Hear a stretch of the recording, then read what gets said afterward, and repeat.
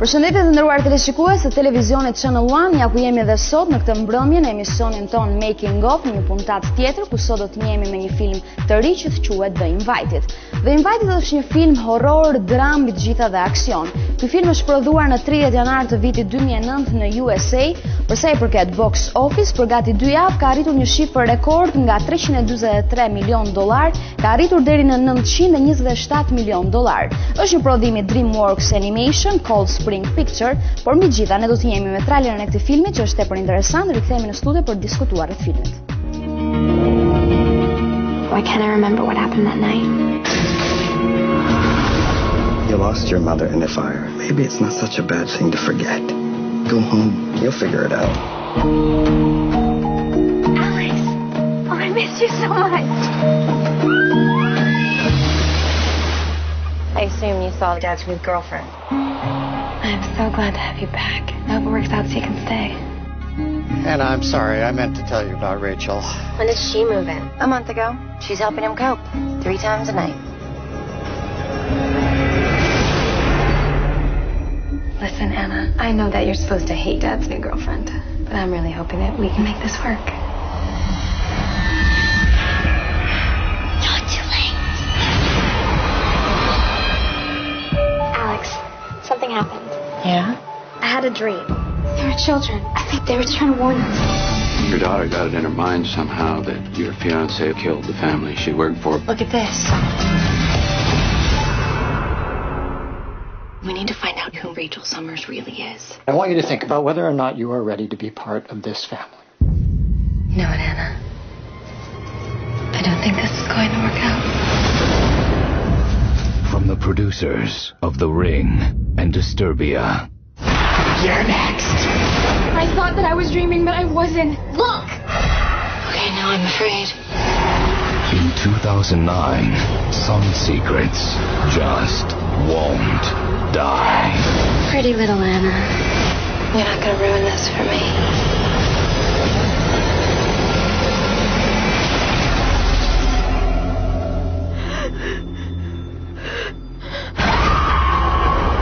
The Uninvited.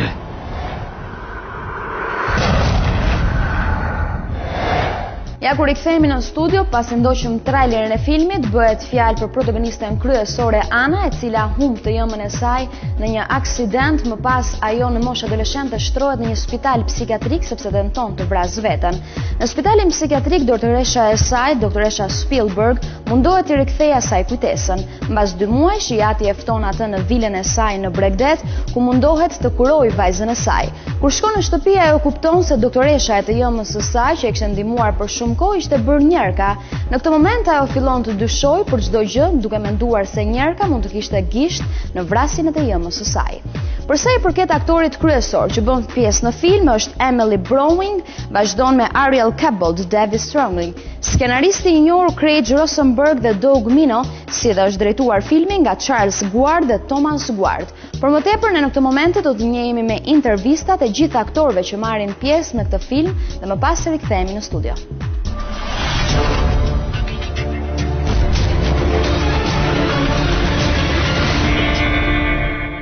Anna is she's pretty introverted. She's sort of the polar opposite of her older sister Alex, who's kind of a bit out there. And when you first meet her, she's kind of handling the death of her mum. And she's away at an institution, so she's sort of a bit troubled. But, I mean, you can tell that she's not meant to be at an institution. She's just trying to get her life back on track. I think it's a relatable issue for a lot of teenagers because so many people even if step-parents are not necessarily evil in the way that Rachel is, it's sort of a common thing to just dislike them if you're in that situation. And I think it sort of starts off for Anna and Alex that they just hate her because she's taken over for their mum. Working with Elizabeth Banks was really cool because of the way we can kind of muck around on set and have fun, but then she can sort of really snap into that just kind of awful, evil sort of character. Alex is Anna's older sister, and Anna admires her so much because she's kind of everything that Anna is kind of too afraid to be. Like, Alex is really confident and you know, is always talking about guys that she's with, and she's just sort of, she's kind of out there, and the way she dresses and the way she looks is just totally different to Anna. But they're really, really close. But you see that when Anna comes back from the institution, Alex is a little bit sort of standoffish.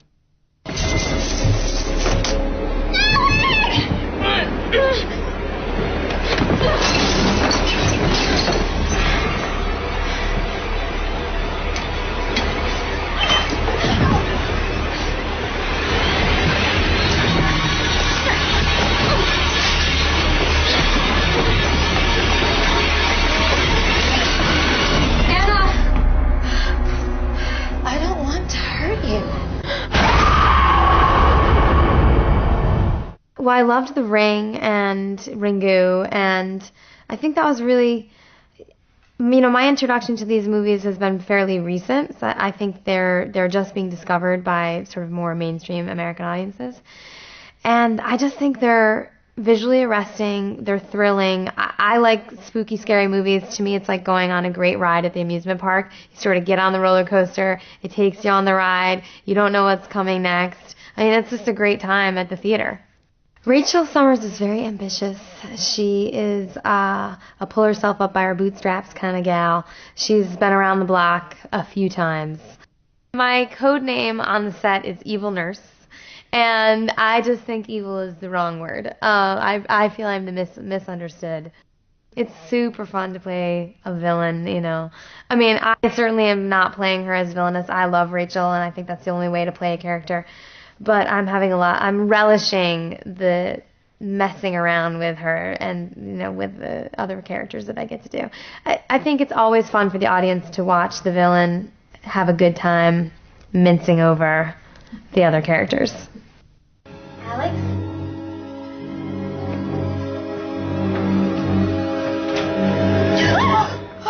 You scared me. I thought you were her. I play Alex, the older sister, the fun sister. Alex is, you know, she's totally in your face. You know, she has no remorse. She is a lot of fun. And, you know, she's the girl that says what you wish you could say. My mom used to tell me there was something wrong with me, because every weekend we'd rent like 10 horror films, and that's all of me and my girlfriends would do. I don't know. I don't know what it is. I think that we like a thrill, and I think that, I think American audiences definitely have the need to be entertained. I wanted to find out if it was going to be more than just a scary movie.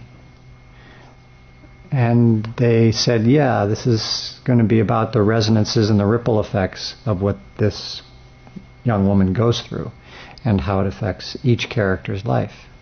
And I thought that was a very attractive scenario. He is in love again, and he's happy. After a period of grieving and lots of concern for his daughter, how she's going to pull herself back together again. It looks like things are progressing in a positive way, and he's starting to write again. He's been inspired to get his career going again. So at the start of the film, he's on an upward trajectory, which is great. Sometimes it feels like a real relationship film, and then sometimes it feels like a mystery film, and then sometimes it feels like a horror film. Because I know there are moments of shock and panic and terror, and then there's moments of, confusion and, sort of complex feelings.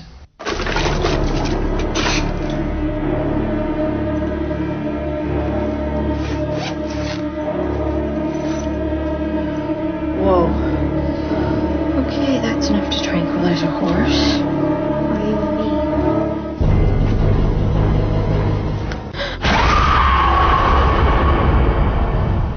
me? With The Sixth Sense and with The Ring, you started again to get back to horror as a mainstream a mainstay of mainstream Hollywood filmmaking, and it you know, certainly brought us back to the movies that we loved as kids. You know, whether it's Rosemary's Baby or The Exorcist, these are pictures that were made by like tremendous filmmakers and wonderful actors, and they were very well written. And you know, it's an opportunity we saw with the underlying material of Two Sisters to kind of approach horror in that way again. Actually, it sounds like one of those apocryphal Hollywood stories, but it's really quite true. Laurie and I produced the Lemony Snicket movie, a series of unfortunate events, that was the film debut of Emily Browning. And even then, I mean, I think she was 13 and a half or 14 during that movie. And we had this, beyond her acting ability, she has this quality that some of the truly great film stars have, which is, A, you can watch her do nothing and be fascinated. And B, there is some aspect of her that's kept a secret from you. You know, sometimes the best new practitioners of this particular art are people who don't necessarily come out of a lot of movies, but rather have honed their craft in a kind of in a smaller scale, whether it's commercials or videos. And that was the case with Tom and Charlie. This really came down to two things. First thing is that we saw the real, and it was fresh and stylish. It had hardly any digital effects. They're strangely classical in their approach to things. Most things are in the camera, through editing, through camera movement, you know, and the immediacy of all that seemed very appropriate for this movie.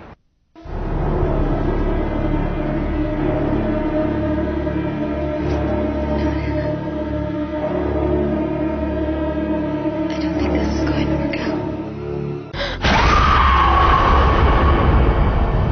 You never know how a movie will turn out or whether audiences will love it. But again, to us it had very classic elements, that it was a story about a wicked stepmother. I mean, as Grimm's fairy tales were about wicked stepmothers, it was about something very universal, very essential in terms of what our human fears are. But then it had the added benefit of a kind of great twist at the end. It's unlike any movie we've made in that way.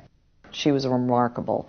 And also, I think, required, while she has to be a formidable character and she has to be sexy and you have to believe that she has Emily's father under her spell, her comic gifts, the sort of edge she can give to all of that was perfect for this movie.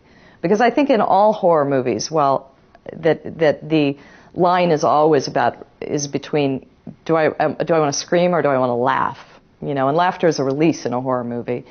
It was a simple thriller on some level, but it was also visually stunning and atmospheric. And we felt it was a story that really needed to have a strong and distinctive look. And it's a genre that it's very interesting. We've had good luck in going to newer directors. At its center was a very intimate study of a family going wrong. And we felt that there was a lot that people could relate to in this idea of a stepmother coming into a house and her control over the family and the two girls in particular. We felt if we could do that relationship justice, then there would be heaps and heaps of teenagers who would just identify with Anna's kind of predicament, that she's come back to this house and there's a new woman, you know, washing her clothes, and sort of all of the scenes really came out of trying to find moments in their lives that would kind of provide them with natural tension, natural conflict. Elizabeth was great because she has a very attractive American quality, but also at the same time she has a sense of danger about her, which makes it very exciting to see her in action. And a fantastic comic timing, which was enormously. She'd always be able to turn scenes very kind of like on a dime. She'd just spin round with just one look, or just grabbing a moment with Anna. Our hope making the film was always to recreate the same feeling that we had when we got to that end, and the shocking twist. And if we can make the audience feel what we felt, we'll be really happy.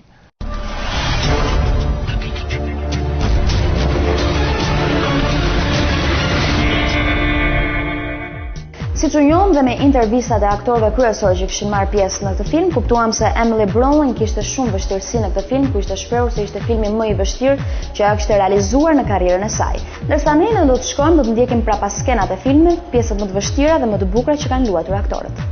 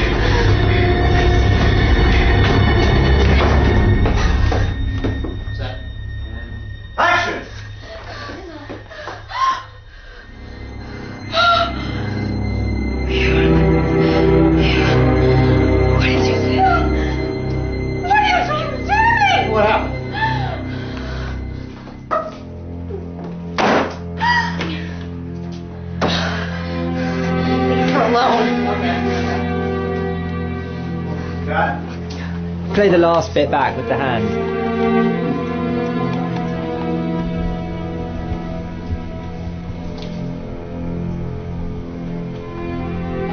Can we just do one quick pickup of just a close, just reframe for Emily's face, Steve? So just when she settles.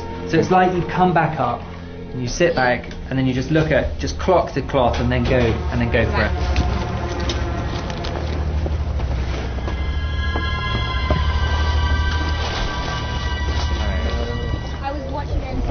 Couldn't turn anymore. Yeah. Okay, let's go for it. So Ben, might as we just like don't clench his. Okay. Don't clench his lips. Take a big breath now. Bring him up a little bit. Relax your face. Action.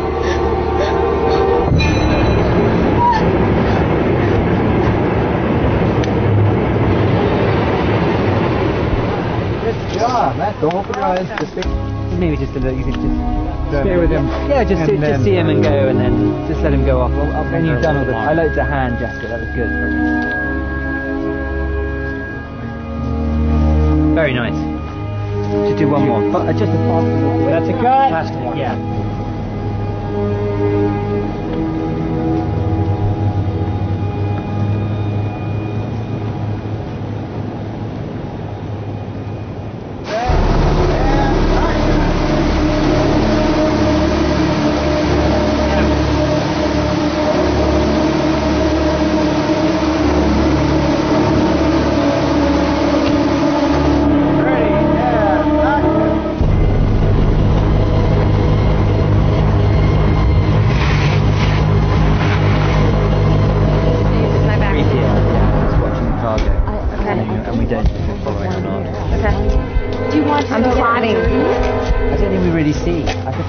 I mean, we can put Laura Lee's shirt on. Okay. If it's dirty. That's a good idea.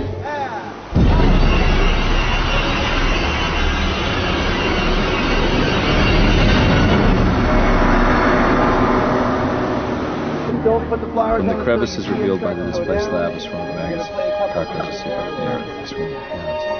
It's from the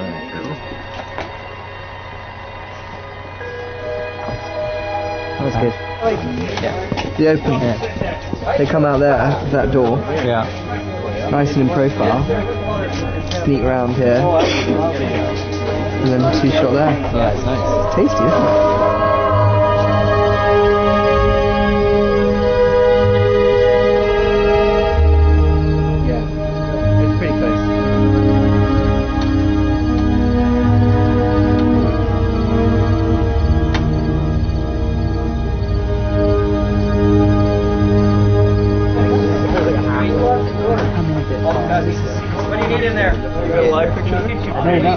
But then rather than go so fast.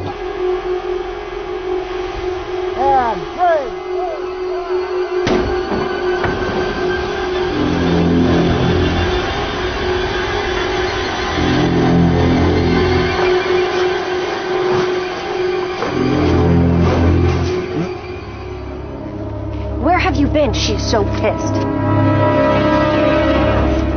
What? Who? Talk to you later.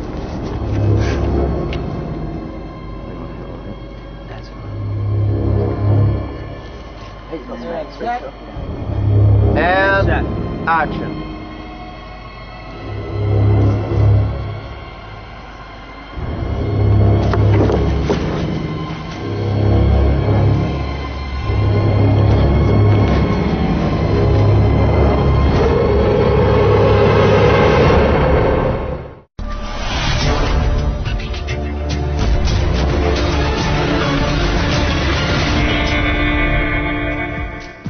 Të nderuar miq, jemi pranë në rubrikën e të ftuarit të mbrëmjes. Si ftuari i mbrëmjes së sotme është regjizori Armando BORA. Mirëmbrëma dhe mirëserdhë.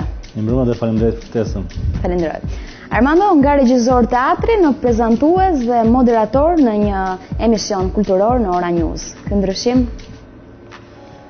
Po, gjithë karrierën time e përcakton një element i përbashkët që është ndryshimi. Kam tentuar, nuk është era e parë që unë lëviz kryesisht brenda gjinisë së skenës, por edhe jashtë saj. Së fundmi kam një eksperiencë goxha të kënaqshme, të suksesshme si moderator i një emisioni televiziv. Dhe meqense jemi te televizioni dhe sot ndodhem po në një studio televizive, do më lejosh që në fillim të kësaj bisede të bëj një kompliment për mënyrën se si e ke konceptuar këtë emision, se si e drejton skenografisë gjithashtu, e cila të sjell menjëherë në atmosferën e filmit. Nuk është se nuk kanë tentuar të bëjnë emisione për kineman, kanë qenë të shumë të emisione për kineman, por ky që ke zgjedhur të bësh është ndryshe dhe të uroj që të vazhdosh shumë me sukses edhe në ditët e ardhshme. Atëherë ky kalim nga teatri në moderator, kënaqësitë, eksperjenca, vështirësitë e emisioneve. Është një shpjegim artistik. Mendoj që çdo artist ka momente të caktuara kur tenton që të përdor mundësitë dhe format që sjell një gjini tjetër e arti. Sepse në fund të fundit të gjithë tentojnë të shprehin një ide, të shprehin një emocion, një mendim që kanë dhe zgjedhin pastaj për të zgjedhur ta shprehin këtë në skenën e teatrit, themi në opera, në kinema, në film apo në televizion. Mua më janë krijuar shpeshherë mundësi të tilla që të provoj, të eksperimentoj edhe në gjini të ndryshme. Dhe vërtet kam studiuar për teatr, kam kryer ciklin akademik për regjizor teatri, por fakti që më kam pasur një edukim muzikor, e njoh muzikën mirë, kam pasur një eksperiencë të gjatë si instrumentist, më bëri që të guxoja dhe si regjizor në fushën e teatrit të operës. Kam pak eksperjenca, disa opera janë, por kanë qenë të kënaqshme si në bashkëpunimin me stafin e atij institucionit, me teatrin e operës, me këngëtarët, me drejtuesit, me instrumentistët. Për një artist është gjë e bukur, sidomos marrja me operën, sepse muzika është një pasurim që të vjen, është një pasurim të cilin ti e përdor në një vepër tjetër, në një gjini tjetër, dhe them që jam me fat që kam punuar në atë institucione, teatrin e operës dhe baletit me ata artist, them që do të më vlej ajo eksperiencë edhe në një rast të them hipotetik për të rikthyer prapë për të vendosur një opera, por edhe ajo edukat muzikore, ajo eksperiencë më vlen qoftë në fushën e teatrit, por edhe te ky emision që unë drejtoj sot, në rastin kur unë ftoj njerëz që vinë nga bota e artit muzikor, unë ndihem rahat me ta sepse e kuptoj gjuhën e tyre, e kuptoj shqetësimet e tyre, njoh termat e tyre, dhe edhe kjo është një përfitim që kam patur nga eksperjenca ime në teatrin e operës. Por ka qenë një eksperiencë tjetër edhe të marrit me shkrimin, me dramaturgjinë. Unë kam disa tekste të botuara, disa nga ato të vëna edhe vetë në skenë. Padyshim që s'ka qenë me shumë dëshirë marrja me dramaturgjinë, ka qenë tepër si nevojë. Për të gjithë ata që kanë ndjekur zhvillimet e teatrit shqiptar, e din që ka patur disa momente kur dramaturgjia shqiptare ka qenë e munguar. Dhe nuk jam rasti vetëm, shumë regjizor marrin penën dhe ulen shkruajnë apo dramatizojnë vetë një roman apo një tregim apo një novel për të ngjitur në skenë. Dhe në këtë drejtim kam patur disa eksperienca të kënaqshme, ato tekste që i kam vendosur vetë në skenë, disa janë edhe botuar, shpresoj që të tjera, domethënë, prapë të ulen dhe të shkruaj sepse është një ngacmim i brendshëm për çdo artist që her pas here të prezantohet edhe në një gjini tjetër siç është edhe dramaturgjia. Ka patur raste që një regjisor teatri të bëjë një film apo anasjelltas? Është e vërtetë, unë jo më kot jam më ke ftuar në këtë studio sepse kam edhe një eksperiencë edhe si regjisor dhe skenarist. Ka qenë shtysa e parë, ka qenë skenari për të bërë një film. Është eksperienca e vetme, ka qenë një film me metrazh të shkurtër. Kam patur fatin të punoj me artistë, me aktorë, kanë qenë një kast goxha i nderuar. Eksperjenca e tyre më dha të garancinë atë besimin që edhe pse unë nuk e kisha njohurinë e duhur për të drejtuar një shesh xhirimi, për të qenë regjisor i një filmi, sepse sa të ngjashme duken ai që edhe larg janë nga njëra tjetra, domethënë regjia e teatrit me regjinë e filmit. Ishte pikërisht kasti i aktorëve, por edhe drejtori i fotografisë edhe gjithë bashkëpunëtorët e tjerë që më dhanë guximin për ta nisur dhe për të realizuar një film i cili mbahet mend si një film atmosfere, një film që arriti të krijojë një ambient të ngrohtë midis dy botëve, botës së romëve dhe botës së njerëzve, dhe krijohet një lloj përplasje, po edhe gjenden shumë pika takimi të përbashkëta midis botës së tyre artistike dhe botës artistike të një instrumentisti, të një pianisti që luajnë në atë kohë, më thënë, nga Gim Qejaqi, i cili na mungon, është luajtur në mënyrë të mrekullueshme.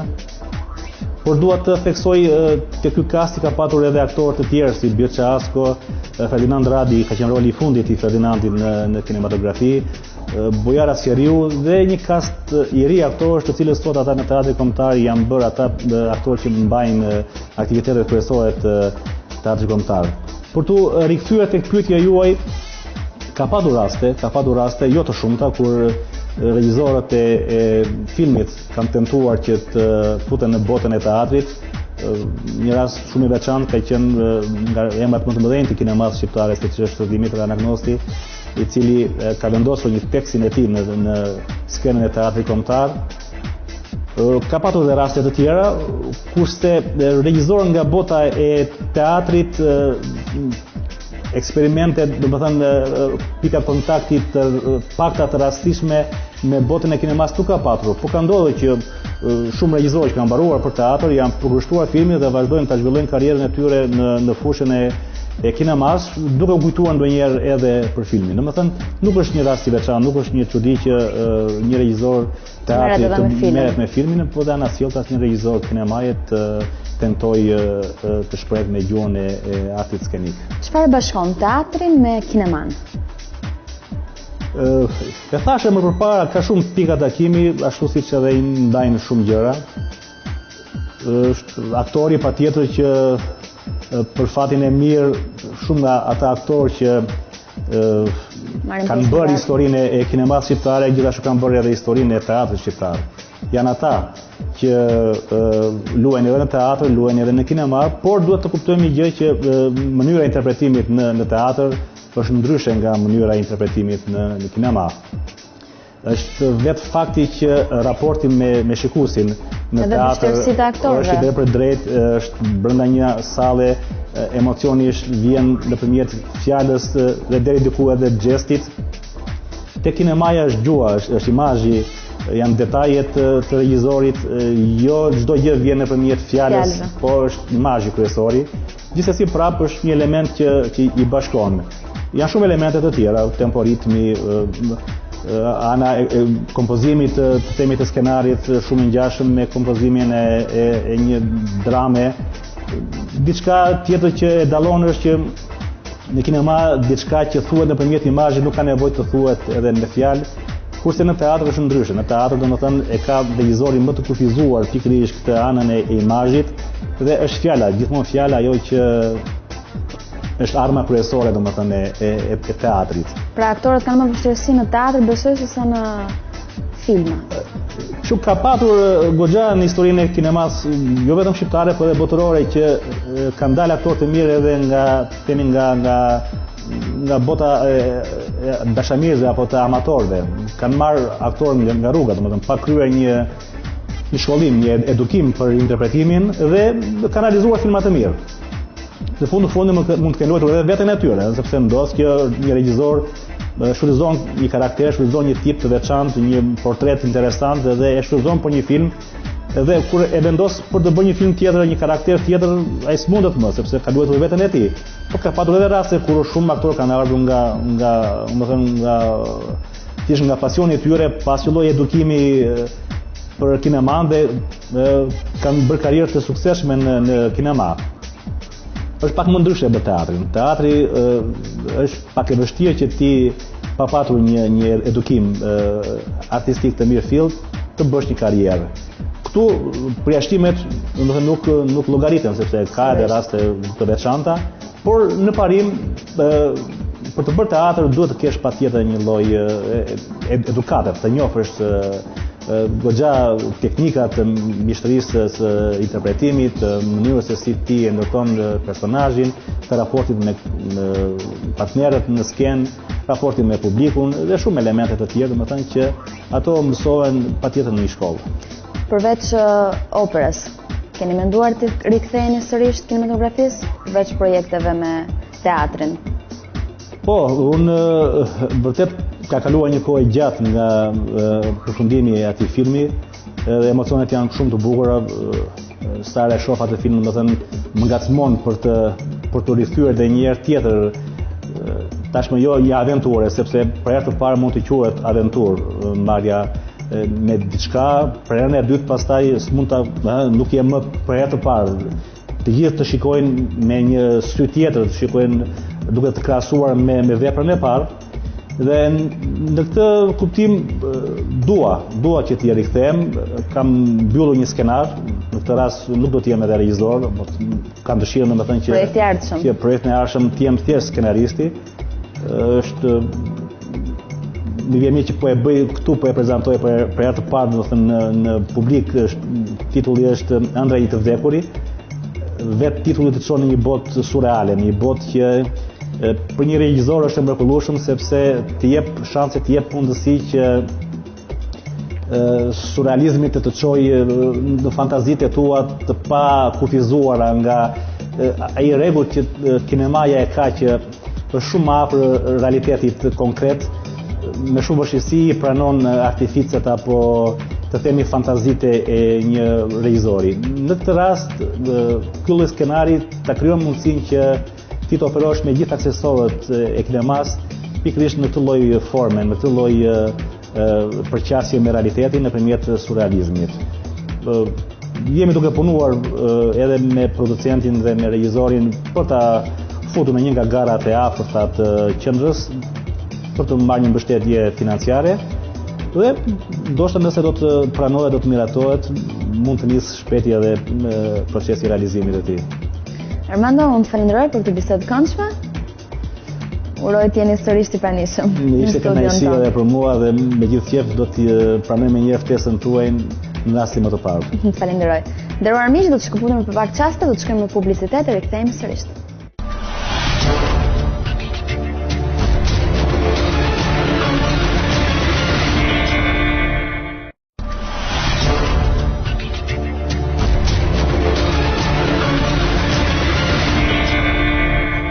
Jemi pranë në rubrikën Kinemaja e autorit, ku mbrëmjen e sotme do të njihemi me regjisorin e mirënjohur Ingmar Bergman. E ndjekim dhe rikthehemi në studio.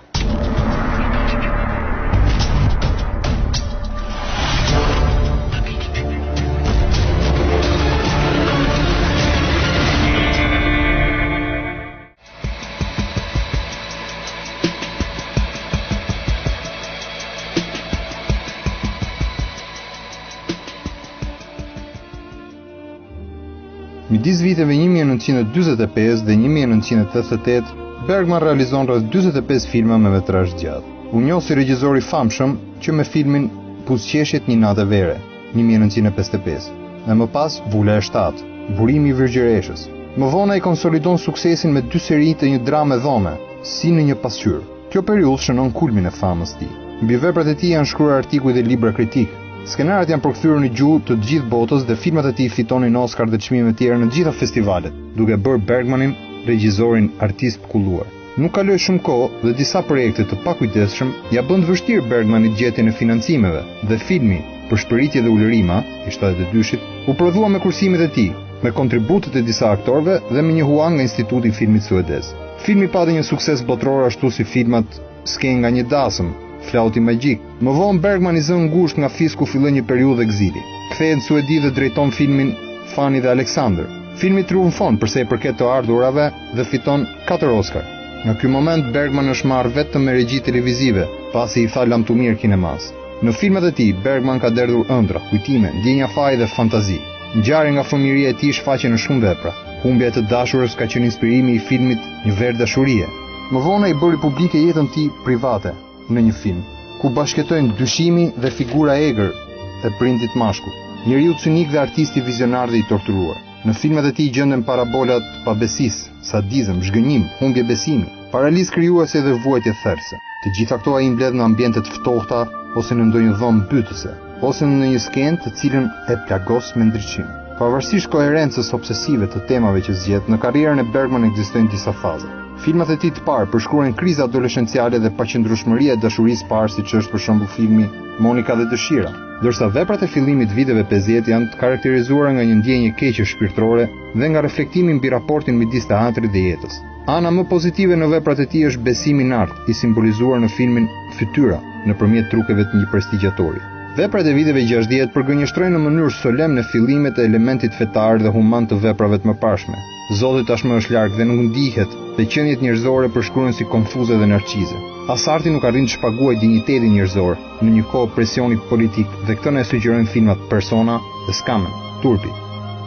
Në vitet 70 filmat e tij janë thellësisht pesimist dhe raportet humane midis prindërve dhe fëmijëve, burrë dhe grua dhe deri midis miq janë bazuar mbi mbashtrimin dhe hamendësimin. Ajo çka është konstante është kujtimi i pafajësisë fëminore, që do të jetë dhe baza e filmit Fani dhe Alexander, i ambientuar në një botë që duhet njohë akoma katastrofat e shekullit 20. Jam shumë më tepër një njeri teatri se sa një njeri kinemaje, deklaron Bergman. Bergman kishte një shpejtësi në xhirimin e filmit edhe për faktin sepse kultivoi një grup interpretuesish ideal si Eva Dahelbeck, Gunnar Bjørnstrand, Harriet Anderson, Bibi Anderson, Liv Ullmann, Max von Sydow. Teknikat e tij të mizanskenës dhe xhirimit janë në shërbim të vlerave dramatike të skenarëve të tij. Filmat e viteve 50 përdorin thellësi, qartësie dhe plane sekuencë për skena me një reflektim të thellë psikologjik. Pas filmit Përshpërima dhe ulërima, Bergman intensifikon përdorimin e zoomit dhe gjatë gjithë karrierës do të frymëzohet nga tradita ekspresioniste. Ndoshta pjesa më e veçantë është një teknikë e cila vjen nga tradita Kammerspiel e Strindbergut dhe e kinemas gjermane.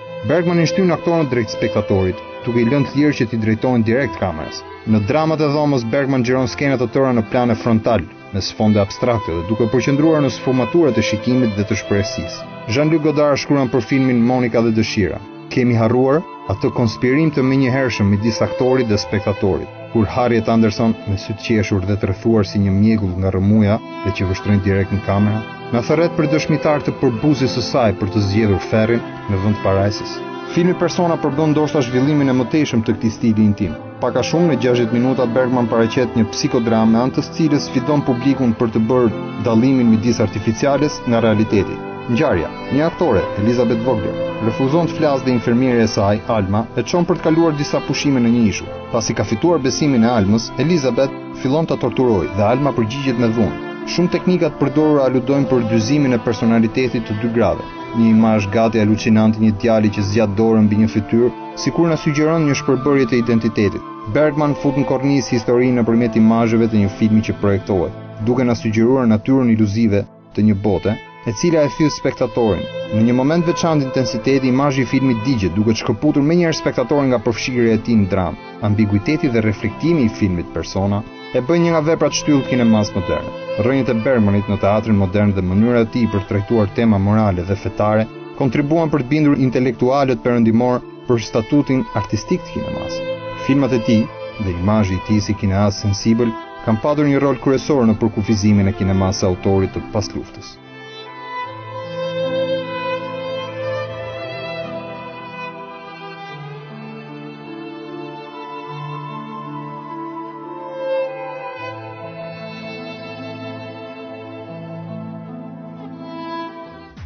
Të nderuar miq të Channel One, kjo ka qenë gjithçka që kishim përgatitur dhe në këtë puntas të Making of-it të titulluar The Invited.